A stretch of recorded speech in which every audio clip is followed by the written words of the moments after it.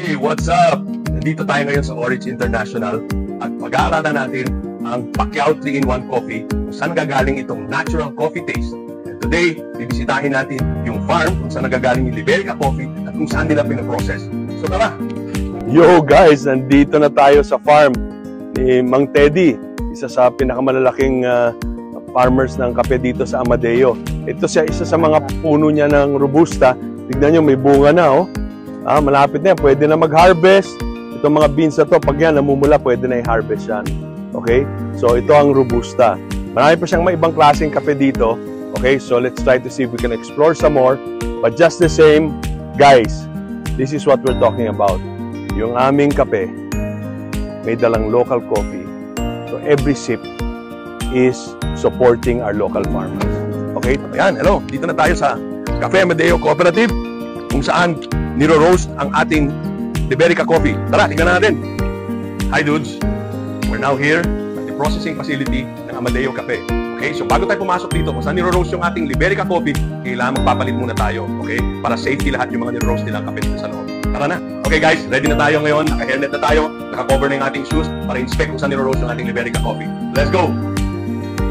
So dito pa tayo mag-start. So let's start with the roasting area, sir. So both machine is 30 kilos capacity.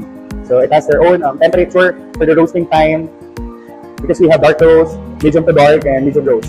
So basically, depending on the type of coffee, they all have their ideal temperature for roasting. So imagine nyo, habang niro-roast, kailangan may hangin din kasi dapat yung kape, pag natigil na yung roast, kailangan may palamig ka agad. So hindi basta-basta ang pag-roast ng kape.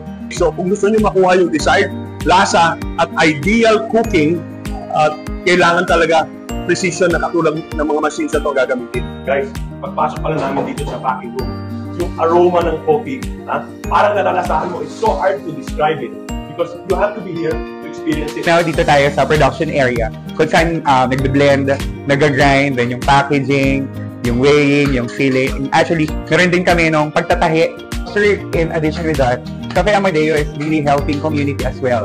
Kasi lahat ng empleyado namin is from Amadeo. This is our signature blend. This is blended of 4 varieties of coffee. Arabica, Excelsa, Robusta, and Liberica. Okay mga dudes, to complete our journey, nandito tayo to pick up a few bags of the Barako ng Cavite, okay, ang Liberica Coffee, at dadalhin natin to sa production ng Orange, ipoprocess natin, at titikman natin yung final product sa ating Pacquiao 3-in-1. So guys, we're almost there. Dudes, we're back here at Orange, at dala na natin yung ating Cavite Barako para i-process at gamitin sa 3-in-1 Pacquiao Coffee. Tara, samahan nyo ako para makita kung paano. Hey guys, nandito na tayo ngayon sa R&D lab ng Orange. Kasama ko si Jenny dito. Papakita ko kung gaano kapino na itong kape na dala natin. Okay, galing Cavite.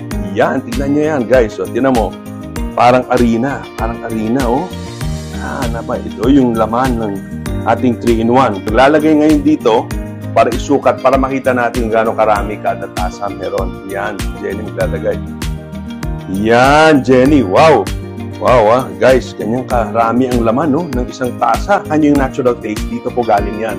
So ngayon, the last part of our journey, tignan natin kung paano siya sinasashay. Dudes, nandito na tayo sa last step ng ating product origin. Dito tayo sa production area ng Orange. Tara, pakita natin kung saan sinasashay. Yan. Dito tayo ngayon kung saan sinasashay ang ating kape. Okay, ang ating 3-in-1 coffee. Ayan na. Ayan na. Okay? Alright.